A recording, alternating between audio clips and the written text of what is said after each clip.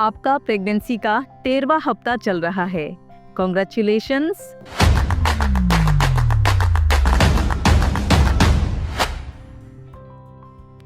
आप second trimester में पहुंच चुके हो। तो फर्स्ट ट्राइमेस्टर में जो जितने सारे अर्ली प्रेगनेंसी सिम्टम्स थे वो धीरे धीरे करके आपका कम हो गया है। अभी आप मोर रिलैक्स्ड, एनर्जेटिक और कॉन्फिडेंट फील कर रहे हो। बट कुछ सिम्टम्स ऐसे हैं जो अभी भी आपको परेशान कर रहा है, जैसे करके कि ब्रेस्ट में भारीपन। ब्रेस्ट में भारीपन इसीलिए हो रहा है क्योंकि सेकेंड ट्राइमेस्टर से मिल्क फॉर्मेशन स्टार्ट हो जाता है ब्रेस्ट में, तो इसीलिए ब्रेस्ट में भारीपन हो रहा है। ब्रेस्ट जो है थोड़ा सा टेंडर भी है और उसके साथ साथ ब्रेस्ट में कई सारे चेंजेस हो रहे हैं, जैसे करके कि आपका जो एरियोला है वो डार्क होते जा रहा है, निप्पल इरेक्ट होते जा रहा है, मोंटगोमरी ट्यूबरकल्स जितने सारे हैं ऑयल सिक्रेट कर रहे हैं ताकि ब्रेस्ट को सॉफ्ट रखें, क्लीन रखें, मॉइस्चराइज करके रखें। और उसके साथ साथ आपको मसूड़ों का भी कुछ इशू हो सकता है, जैसे करके कि मसूड़ों से खून निकलना, मसूड़ों में सूजन आ जाना। तो ये सारे सेकेंड ट्राइमेस्टर सिम्टम्स हैं। उसके साथ साथ आपको कॉन्स्टिपेशन हो सकता है और आपको एसिडिटी, ब्लोटिंग इश्यूज हो सकते हैं। ये सारे चीजें प्रेगनेंसी हार्मोन्स के वजह से हो रहा है। आप चेस्ट में जलन हो सकता है। क्यों? बिकॉज आपका जो स्टमक है और जो फूड पाइप है, इस दोनों में एक वाल्व है। तो जब यूट्रस का साइज बढ़ता बढ़ता जाता है, जैसे करके सेकेंड ट्राइमेस्टर हो गया है, तो क्या होगा, वो वाल्व जो है वो रिलैक्स हो जाता है। तो आपके जो स्टमक के एसिड्स हैं वो रिगर्जिटेट करके फूड पाइप में चला जाता है। इसी की वजह से बहुत सारे लेडीज सेकेंड ट्राइमेस्टर एंटर करते ही एसिडिटी, चेस्ट में जलन जैसे कई सारे सिम्टम्स को प्रेजेंट करते हैं। इसके साथ साथ आपको राउंड लिगामेंट पेन होता है। बहुत सारे पेशेंट्स सेकेंड ट्राइमेस्टर प्रेगनेंसी में जब आते हैं तो बोलते हैं कि मैम अजीब टाइप का खिंचाव महसूस होता है और हर टाइम दर्द रहता है। वो दर्द कहाँ रहता है? ग्रोइन एरिया में रहता है।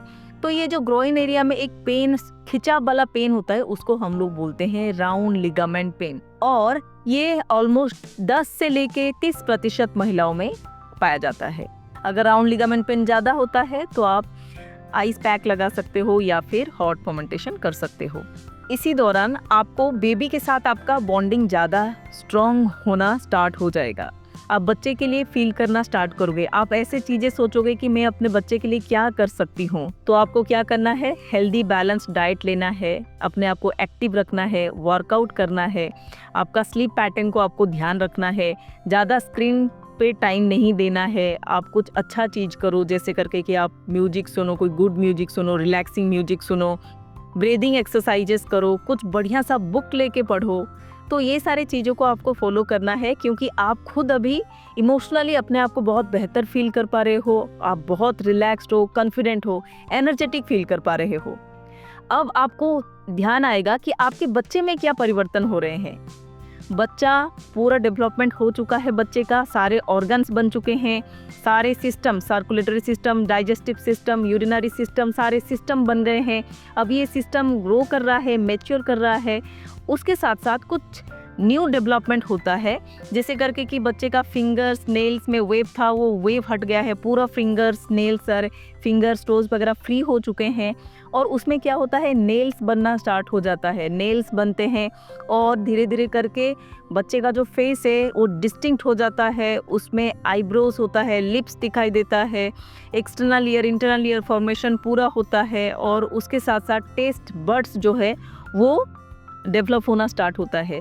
और इसी दौरान सेकेंड ट्राइमेस्टर जब आप एंटर कर रहे हो तो इसी दौरान बच्चे जो एमनियोटिक फ्लूइड सराउंड करके रहता है वो निकलना स्टार्ट कर देता है, जो कि डाइजेस्टिव सिस्टम को मैच्योर करता है। 13 वीक्स में बच्चे का जो साइज होता है वो लगभग 8 सेंटीमीटर के आसपास होता है और अराउंड 30 ग्राम के जितना बेबी का वेट होता है। तो आप लगभग मान के चलो कि एक पीच का साइज का आपका बेबी बन चुका है और ह्यूमन प्रोफाइल पूरा हो चुका है। और इसके साथ साथ आपका बेबी मून का पीरियड आ जाता है।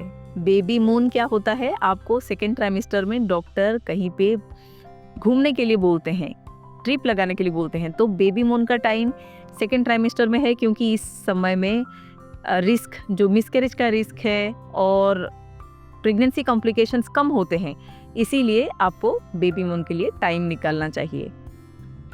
थैंक यू वेरी मच आपको 13वां हफ्ता प्रेगनेंसी जर्नी में हमारे साथ ज्वाइन करने के लिए। ये वीडियो को आप अपने फ्रेंड्स और फैमिली के साथ शेयर कीजिए। जो भी प्रेग्नेंट लेडीज़ हैं, जो प्रेगनेंसी प्लान करने जा रहे हैं, सबको आप ये वीडियो शेयर कीजिए। अगर आप इस चैनल में न्यू हो तो फिर इस चैनल को सब्सक्राइब ज़रूर कीजिए। Thank you very much.